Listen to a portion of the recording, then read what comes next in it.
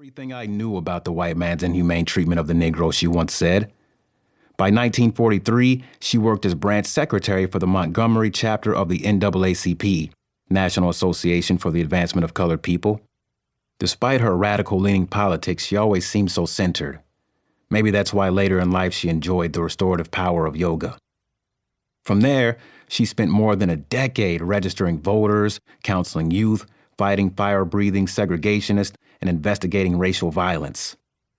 Some stories haunt, like her interviews with lynching witnesses and sexual assault victims. Reese Taylor and Gertrude Perkins were two of them, both young women abducted and raped by white men. Despite threats of violence if they did not remain silent, they courageously told the story of their traumas.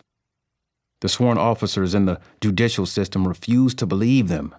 Side note, or rather a question, is speaking about the heinous acts too nerve-shattering and too terrible for an adolescent brain? I think not. Isn't it strange that most American children are exposed to violence in their daily lives, yet we seldom give voice to its victims? What's more, this renders violence meaningless, silence acting like a moral sanction for its continuance. Parks went to the scene of the crimes.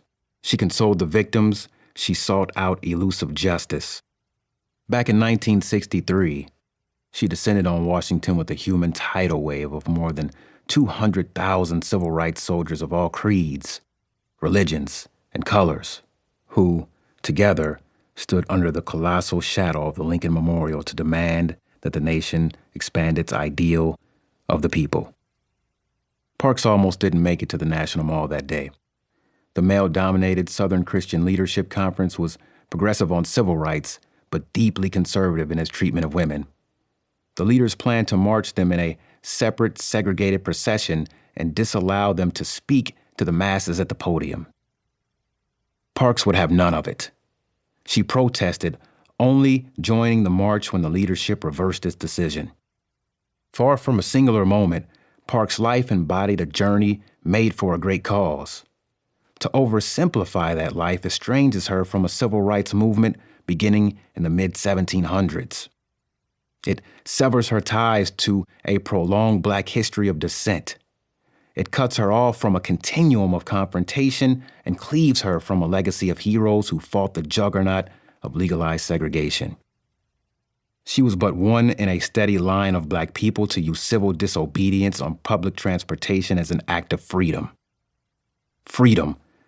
Elizabeth Jennings Graham, Ida B. Wells Barnett, Freedom, Barbara E. Pope, Ellen Harris, Sarah Louise Keyes, Claudette Colvin, Aurelia S. Browder, Freedom. Their names read like poetry, a rhythmic meter against injustice. They rebelled on streetcars, objected on trains, and opposed on buses. They broke criminal laws, abiding instead by moral ones. For Black people, the lives of our grandfathers and great-great-grandmothers and those before them were shaded by segregated experiences. We'll never know exactly how most of them fought for equality, but when they did, they became part of an extraordinary tradition. I wasn't tired, Parks once recalled.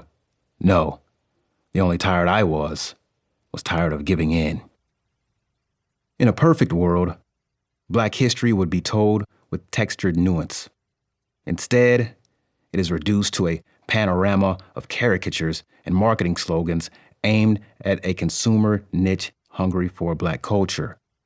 Black History Month sits in the bargain bin of education, the place a thing goes after losing its value, its essence, its very soul. We should not be surprised, then, that it's been unable to move us beyond a pseudo-celebration.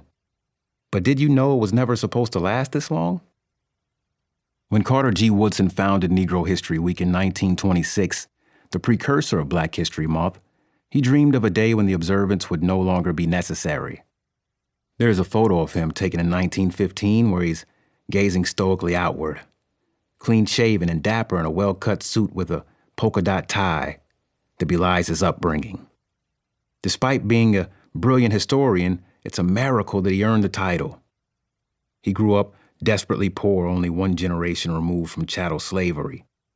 He almost lost his education to the hard labor of dusky Virginian. To keep listening to this audiobook, I've left you a link in the description so you can do it at no cost thanks to Audible's 30-day free trial.